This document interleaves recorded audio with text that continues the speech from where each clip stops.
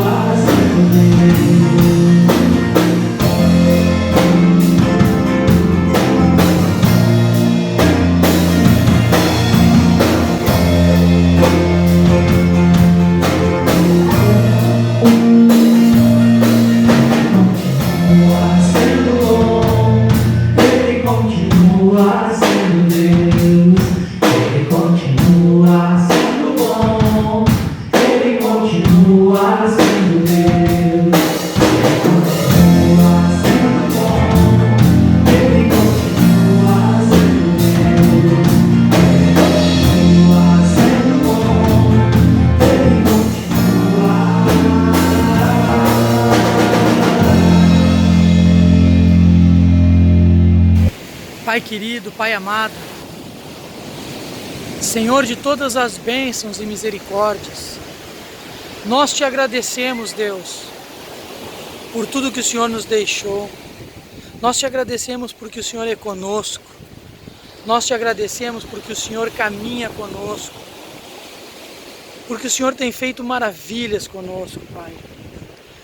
Porque somente contigo nós somos transformados. Porque somente segurando nas tuas mãos nós conseguimos atravessar cada tempestade das nossas vidas. Pai amado, nós somos gratos por tudo que o Senhor fez e ainda vai fazer em nossas vidas. Nos torne bênçãos para que nós possamos levar a tua palavra para todas as pessoas que não te conhecem. Pai amado, nós estamos aqui no norte da ilha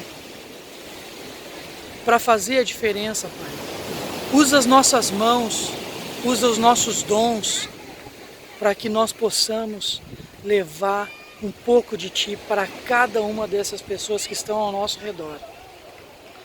Em nome de Jesus, Pai, nós Te amamos, nós te adoramos e nós te agradecemos, Pai. Amém. Olá! A IBI do Bom Jesus tem como objetivo ajudar a construir uma cidade melhor para todas as pessoas através do Evangelho de Jesus Cristo. E um dos nossos projetos é a Horta Comunitária. Mas você sabe por que ela existe?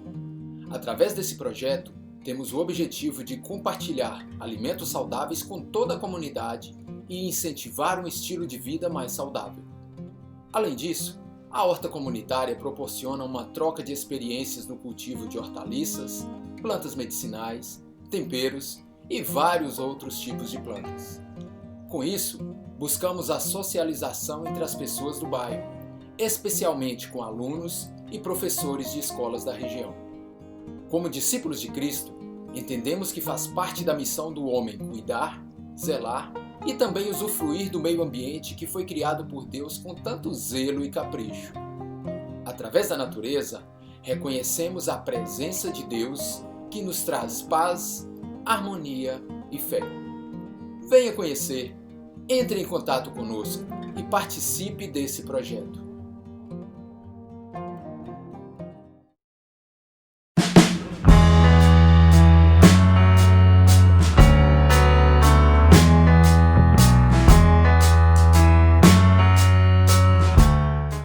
Oi pessoal, nós estamos iniciando a nossa série de dezembro pensando no Deus conosco, o verdadeiro sentido do Natal. O que isso significa? O que muda a nossa vida nós termos essa percepção? É sobre isso que nós iremos abordar. Na mensagem de hoje, nós vamos partir da ideia que o Deus conosco é, entre outras coisas, o Rei Cósmico, o primeiro e o último, o princípio e o fim. Sei que essas palavras, em princípio, elas soam um pouco estranhas, mas elas vão fazer todo sentido quando nós as lermos dentro do quadro desenhado pelo livro de Apocalipse. Então eu te convido agora para lermos Apocalipse 1, versículos 9 a 18. Diz o seguinte: Eu sou o Alfa e o Ômega, diz o Senhor Deus, o que é, o que era e o que há de vir, o Todo-Poderoso.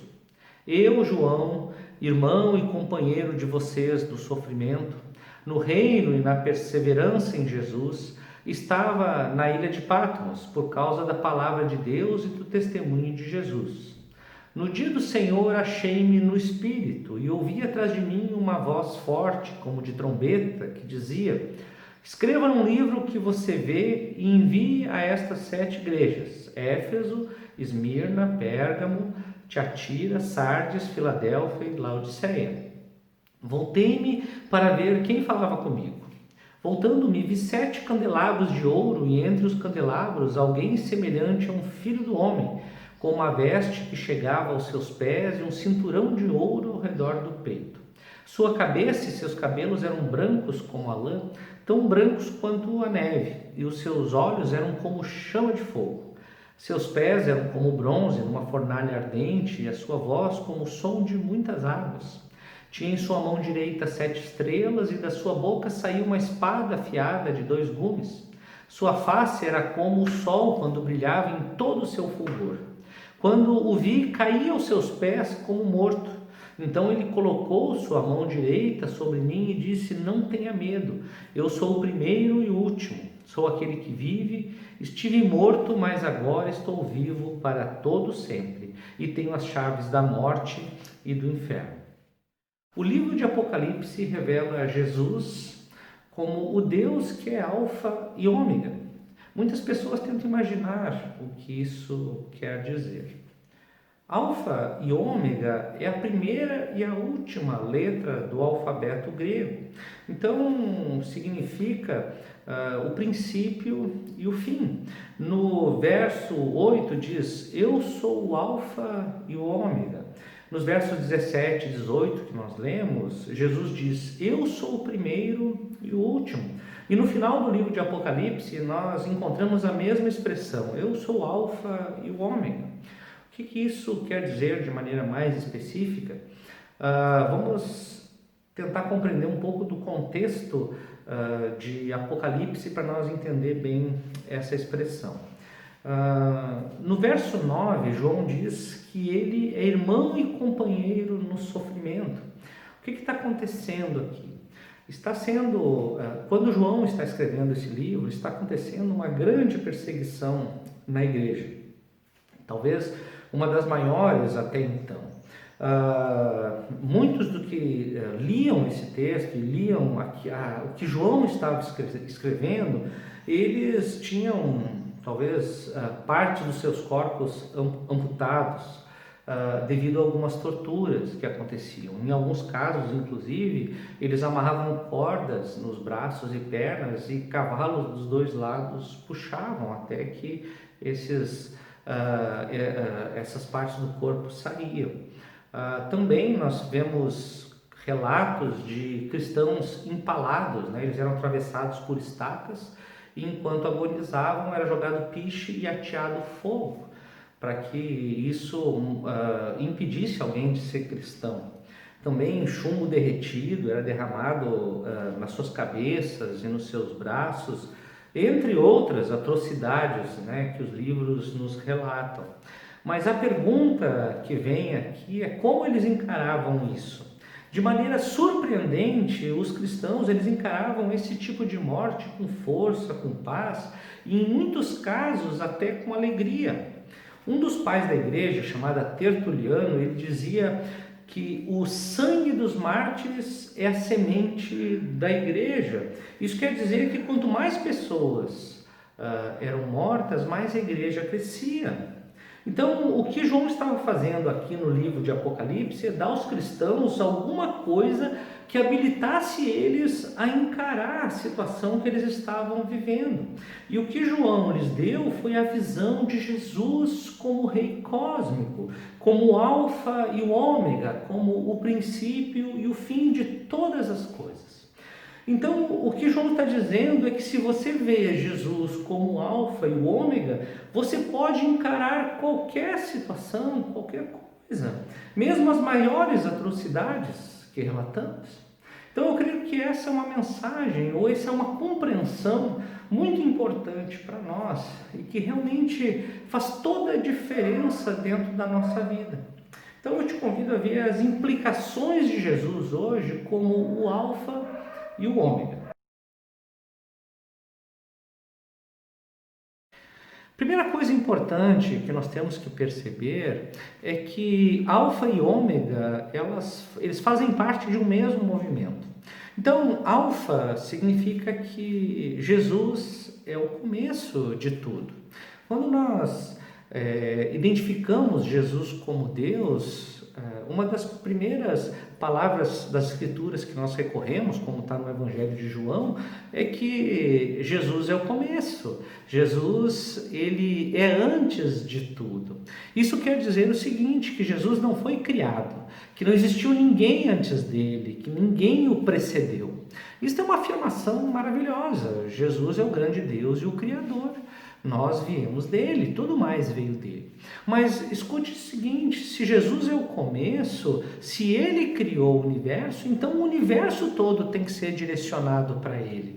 Esse é o ponto. Se tudo veio de Deus, tudo também vai em direção a ele. Toda a história se move em direção a Jesus. O convite de João em Apocalipse, portanto, é para que nós peguemos esse fluxo, que nós entremos nesse movimento e possamos fazer de Jesus o centro da nossa vida.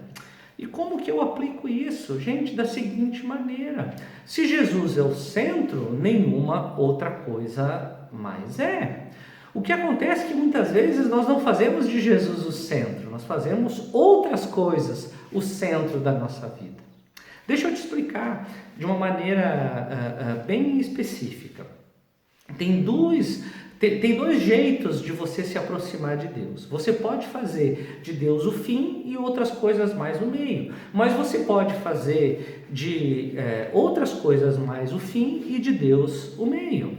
O que isso quer dizer? que você pode usar realmente Jesus como o centro da tua vida e fazer as outras coisas como uma oportunidade para você encontrar Deus e o teu propósito em Deus, e o teu projeto de vida em Deus. Mas você também pode fazer o contrário, você pode fazer outras coisas mais o centro da tua vida, o objetivo da tua vida, o fim da tua vida, e usar Deus como um meio para você chegar onde você quer. Então o que vai acontecer, gente, de acordo como você entende Deus e se coloca diante de Deus, você vai produzir uma religião completamente diferente. Então você pode sentar no banco das igrejas, você pode conversar com pessoas que professam a mesma fé, achando que todo mundo pensa da mesma maneira, mas não é. Alguns vão usar Deus para atingir os seus próprios propósitos, não vão usar Deus como centro da sua vida. Eles não vão entender todas as coisas como um meio para você chegar até Deus. Vão fazer o contrário, vão usar Deus para os seus próprios projetos pessoais. Que projetos são esses? Muitas vezes são projetos de sucesso, projetos de prestígio, projetos de aceitação, projetos de bens. Não é isso que Deus está propondo para nós, não é isso que João está nos mostrando em Apocalipse. Jesus é o Alfa e o Ômega e não nós. Ele é o nosso projeto de vida, Ele é o nosso propósito, Ele é o sentido e não as nossas coisas. Então, nós achamos que a fé cristã ela é um instrumento, ela simplesmente nos ajuda a chegar onde nós queremos. E o que nós fazemos? Nós vamos em direção a Cristo para fazer dele um meio e não um fim. Mas você não pode fazer isso, eu repito, porque Cristo é o Alfa e o Ômega e não nós. Um exemplo disso bíblico é muito interessante, é o exemplo de Jonas. Jonas, nós vimos sobre ele alguns meses atrás. Jonas foi um homem que usou Deus como meio para chegar ao fim. Jonas, ele queria destruir a Síria, que são os ninivitas. Ele queria destruir esse povo porque esse povo ameaçava a soberania política de Israel. E Jonas queria usar Deus para isso. Então, quando ele chega em Nínive, Jonas chega em Nínive e percebe que Deus, ao invés de destruir o povo, ele salva o povo, ele fica indignado, ele fica irado, ele diz, estou irado a ponto de morrer, é melhor morrer do que viver. Por que Jonas faz isso? O problema é que Jonas tinha feito Deus um meio de alcançar a sorte política do seu povo. E quando isso não aconteceu, a vida dele perdeu sentido. Olha que interessante. É mais ou menos isso que nós fazemos. E isso, então, é um teste para nós. Você percebe que muitas vezes você aponta o dedo para Deus e meio que confronta Ele, dizendo assim, poxa Deus, eu tenho feito tantas coisas boas para Ti, eu tenho dado duro, eu tenho me conservado puro, eu tenho sido diferente das pessoas à minha volta, e eu tenho pedido por isso, por aquilo outro, e não tenho alcançado. Do que adianta então ser cristão? O que está acontecendo, gente? Você está negociando com Deus, você acha que Deus não é o teu fim, Ele é apenas um meio. Então, você está dizendo que Deus é negociável e as tuas coisas não. Você não abre mão das tuas coisas, você quer usar Deus para alcançar aquilo que você deseja. Então Deus não é mais um fim, Deus é um meio. E se nós não obtemos de Deus aquilo que nós queremos, o que nós fazemos? Nós deixamos Deus de lado e achamos um outro jeito de obter aquilo que nós queremos. Escuta com atenção o que eu vou te dizer. Jesus morreu por você e Ele diz o seguinte, me sirva não para obter qualquer coisa, me sirva para obter a mim mesmo. Então, se você está pronto para desistir de Deus quando Deus não faz o que você quer, na verdade você não está pronto para Deus. Isso mostra que Ele não é o alfa e o ômega para você. Mas João insiste no livro de Apocalipse que o sentido da nossa vida tem que ser Jesus. Ele é o alfa e o ômega. E quando você obtém isso, você consegue encarar qualquer coisa. Deixa eu usar mais uma ilustração.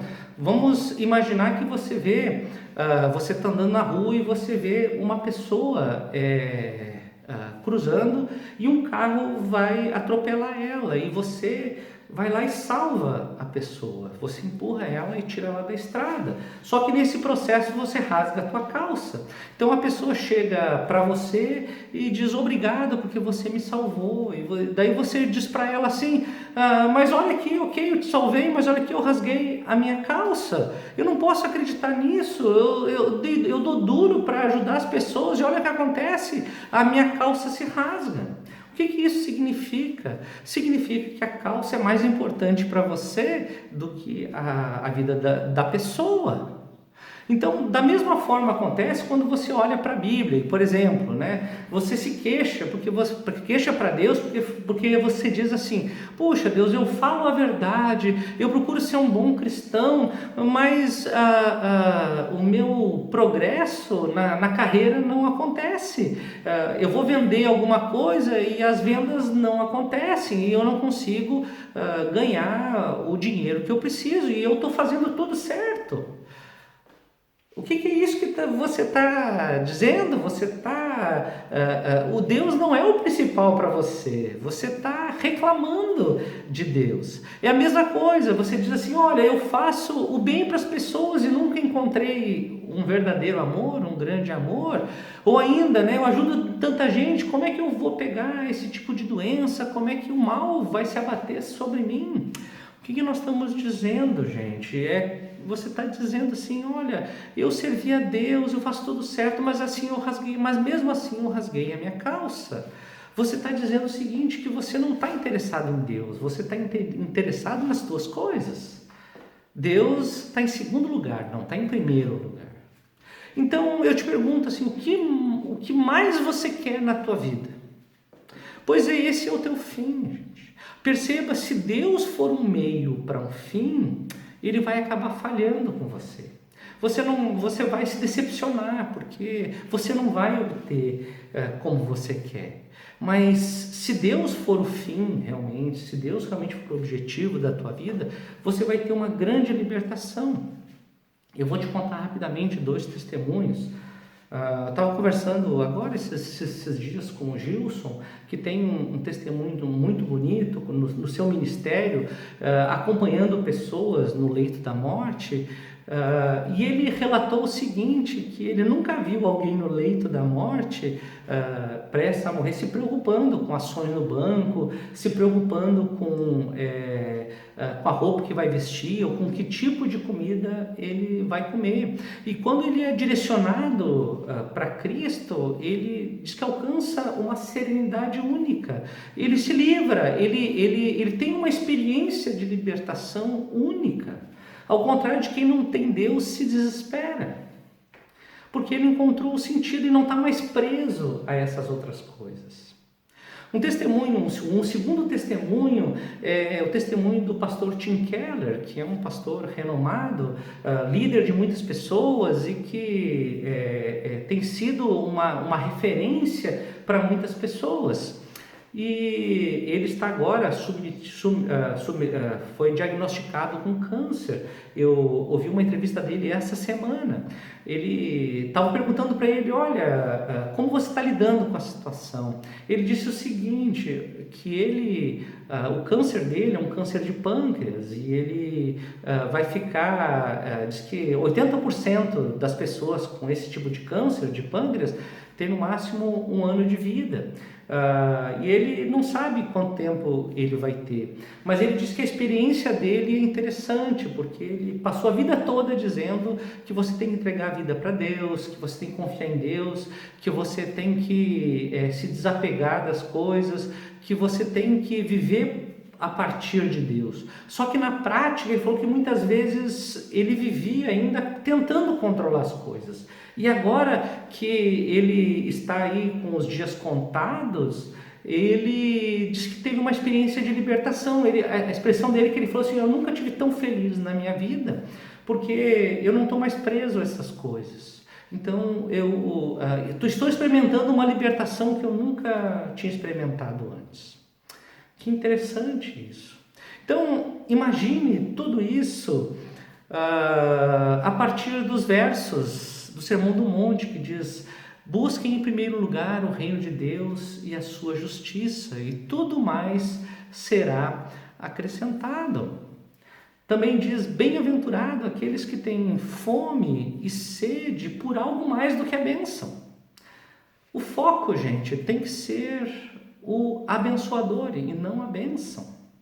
Se o teu foco, preste atenção nisso, se o teu foco for a bênção, é provável que você fique sem nada. Mas se o teu foco for o abençoador, se o teu foco for Deus, se o teu foco for Cristo, você vai ter as duas coisas. Você vai ter a bênção e você vai ter o próprio Cristo junto com você. Jesus é a nova vida. Ser cristão, então, significa você reorganizar, reestruturar o teu alvo. Isso é o que significa Jesus ser o alfa e o ômega. Então aquilo que costumava ser a coisa última, a coisa importante na tua vida, ele se torna penúltima, ele se torna anterior. São coisas boas, gente, são coisas legítimas. Você querer algumas coisas para a tua vida são importantes, legítimas, mas isso não pode ser o sentido da tua vida. O sentido da tua vida tem que ser Jesus. Nenhuma dessas coisas morreu pelos teus pecados. Se você falhar, essas coisas, elas vão te condenar e você vai ser destruído por causa delas. Mas Jesus, ele não age assim. Jesus deu a sua vida por você. E quando você falhar, ele vai te perdoar e vai estar pronto a conduzir a tua vida num novo e vivo caminho. Esse é o sentido do Evangelho. E é isso que Jesus aponta para nós quando diz: vinde a mim, vós que estáis cansados e sobrecarregados, que eu vos aliviarei. Tomem sobre vocês o meu jugo, porque o meu jugo é suave e o meu fardo é leve. Vocês alcançarão descanso para as suas almas.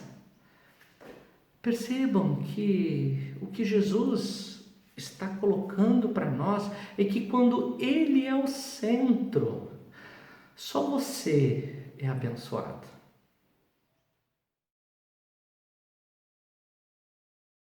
Eu gostaria de concluir voltando ao nosso texto e percebendo como João descreve a sua visão em relação a Jesus.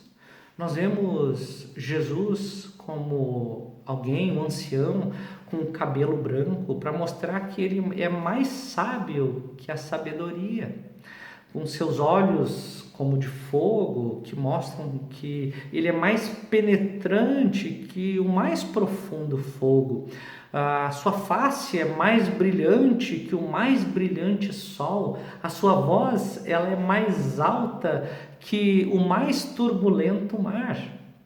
O que isso significa? Significa que nós estamos vendo a glória de Deus, e na Bíblia glória significa presença poderosa. Então Jesus, ele diz: não tenham medo, eu sou o primeiro e o último, sou aquele que vive, estive morto, mas agora eu estou vivo para todo sempre. O que Jesus está dizendo para os cristãos é que se você perder tudo mais por amor a Ele, você não vai perder nada, porque Jesus é o Senhor da glória. Tudo mais é penúltimo e no final tudo vai até Ele, tudo encerra em Cristo, tudo está debaixo das suas mãos e do seu poder e do seu governo. 1 Coríntios 15, 58 é um dos textos que eu mais admiro nas Escrituras. Depois, ele encerra, esse é um versículo que encerra um grande capítulo de Paulo sobre ressurreição, e ele diz assim: no mais, meus irmãos, sede sóbrios e vigilantes, porque no Senhor o seu trabalho não é em vão. Isso significa que qualquer coisa que você fizer por Ele, para Ele, vai ser aproveitado num grande projeto final de Deus quando ele for implementado. Então, no versículo 17, quando nós lemos que João cai como morto ao ver a glória de Deus, ele significa que a glória do próprio João foi deixada de lado, para que a glória de Deus se revelasse. E Jesus disse o seguinte: ele estava morto e reviveu. Ele morreu por você. E a ressurreição aponta para a esperança de que todo o mal será vencido. Então, gente, a palavra de Jesus para você nesse momento é o seguinte: não tenha medo. Não importa o que está acontecendo, o que tem acontecido com você, apenas Jesus importa. Quando isso ficar estabelecido na tua vida, quando isso realmente fizer parte de você, você vai se dar conta que o grande objetivo pelo qual Jesus morreu, que é realmente o seu grande fim, é que realmente você importa para Ele. E isso é assim que se processa o Deus conosco. Ele te ama. E tudo vai ser encaminhado na tua vida. Aceite essa mão poderosa de Deus e deixe Ele te conduzir nesse grande projeto onde Ele é o Rei Cósmico, o Alfa e o Ômega, que abraça todas as coisas e encerra todas as coisas nele. Vamos orar? Pai de amor, eu quero nesse momento entregar a vida de todos aqui nas tuas mãos. Que nós tenhamos o nosso coração e a nossa mente totalmente voltada para Ti. Queremos entregar a nossa vida para Ti. Sabemos que temos feito de muitas coisas o fim principal da nossa vida, mas nós queremos entregar isso para Ti, dizer: Deus amado, em Jesus, seja o centro da nossa vida. Nos conduza, Senhor, num grande projeto de amor. Queremos ser Teus discípulos. Eu peço, então, Deus, que Tu abençoe a todas as pessoas que estão me ouvindo nesse momento, esteja trazendo a eles a paz que só Tu pode dar. Tu trouxeste paz para uma igreja em perseguição terrível. Então, nesse momento, você também pode alcançar a paz para todas essas pessoas que estão me acompanhando, e que todos nós sejamos conduzidos até Ti, em fé, esperança e amor. Por isso oramos em nome de Jesus. Amém.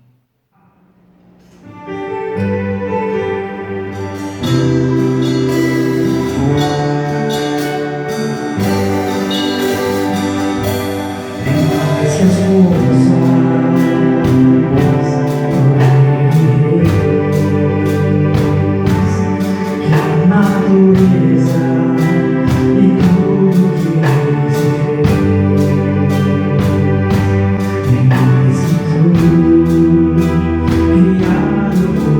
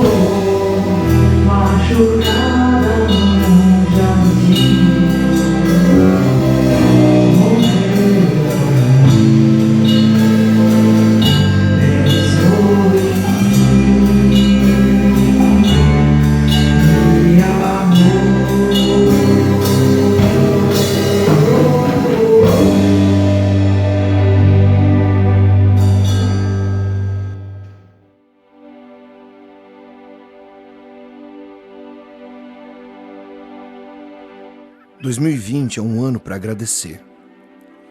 O mais diferente em muitas e muitas décadas. Por mais crítico que tenha sido, ele nos apresentou oportunidades únicas nessa nossa passagem pela vida.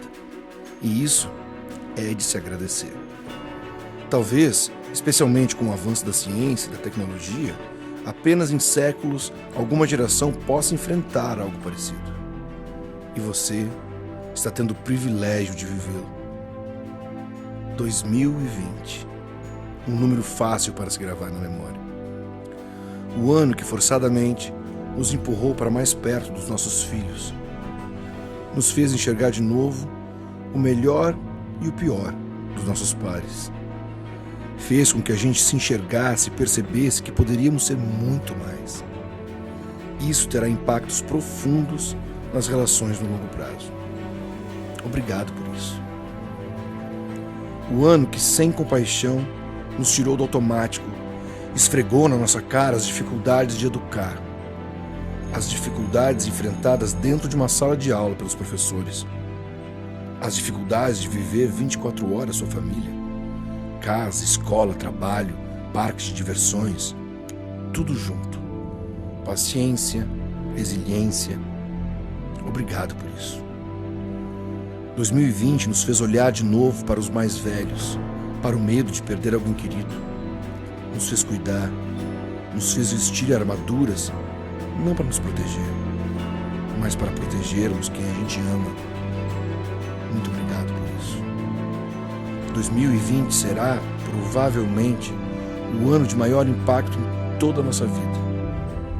Já para os nossos filhos, talvez nem se lembrem. Portanto, não se culpe tanto por isso. Estamos ansiosos para que este ano termine, na esperança de que depois da última volta do ponteiro, tudo se transforme como um passe de mágica. Não será assim. Aproveite então esses dias que restam. Faça de 2020 o seu ano de transformação para algo muito melhor. Faça de 2020 o seu maior aprendizado para que a partir das suas atitudes realmente surjam coisas melhores depois da última volta do ponteiro. Na virada para 2021, abrace forte quem estiver ao seu lado. Chore, solte ufa, passou. Mas também agradeça por tudo que 2020 fez por você. Outra chance como essa, melhor nem torcer para termos. Obrigado, 2020. O mais necessário dos últimos anos.